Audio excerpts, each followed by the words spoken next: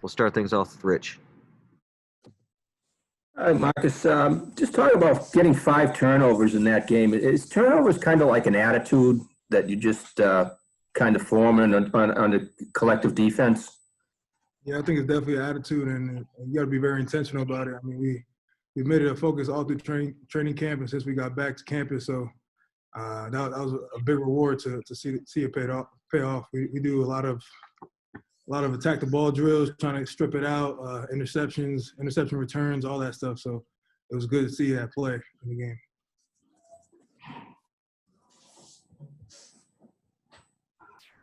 Next question will go to Julian. Yep.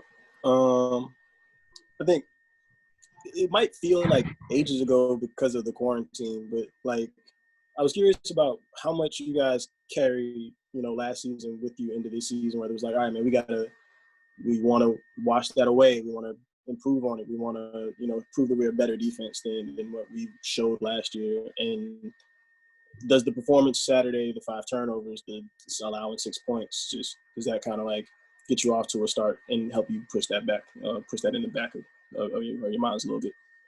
I mean, we definitely have that. Last year wasn't good enough, so we definitely want to improve on that. But we don't dwell on it too much because it's a new year, new staff, so everything's totally different. But we definitely still have that as a chip on our shoulder. So we know last year wasn't good enough where we were ranked and all that stuff, and we're trying to be top 10, number 1 defense. So last week was good, but now it's on to Texas State. So we got to focus on every week. So that's why we game by game. We're trying to be better and better every week.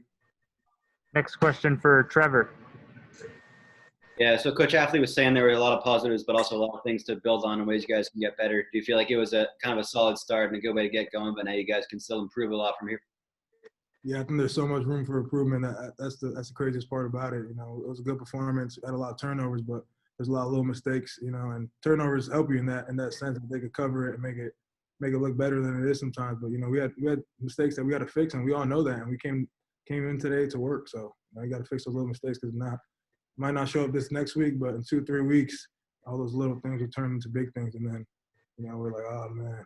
So we're trying to stay level-headed and go into next week, working, trying to fix those little mistakes. We'll go next to Rich. Not just looking at opposing offenses, but do you study quarterback tendencies? Like, look at the film. Do you kind of try to look at the way the quarterback plays and look for his vulnerabilities that way? Yeah, I mean, every week we start out with a personnel, seeing how the quarterback is, if he likes to run the ball, pocket passer, and we have a whole bunch of tendencies that we look at all throughout the offense. So we're always looking for tendencies to help us play faster and do things like that. So I would say definitely. You gotta know your opponent. So. Dan Rubin, you're up. Well, I guess keeping in line with that of just seeing a different offense this week too. What are some of the things that last week I remember Coach said that you couldn't really, it was a catch, step, throw type of a quarterback, so you couldn't really get after him as they just pass it by you. How does that differ from week to week when you're looking at a quarterback and say, all right, he might do one thing, but then I got to know I can't necessarily bat it down or I got to get after him?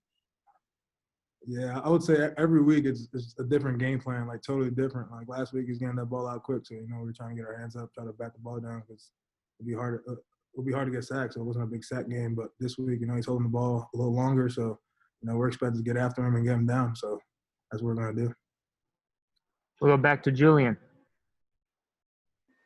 I'm just curious, after everything it took just to get to last Saturday, like the quarantine, the testing, the living under each other in the dorm, and now all of a sudden you're like back into a game routine where it's like, oh man, we just played, now we got a Sunday deal, we've got a Monday practice. Does it feel like you're back into a normal, like something that feels close to normal? Yeah, it's starting to feel more like normal, but we all said in the locker room after that first game, it felt like it was like 2 years since we last played, even though it was the same time as every other year. But yeah, just being in quarantine, everything, it was like bittersweet because it was all the sacrifice we put in. Like it's obviously more sacrifice than any other year.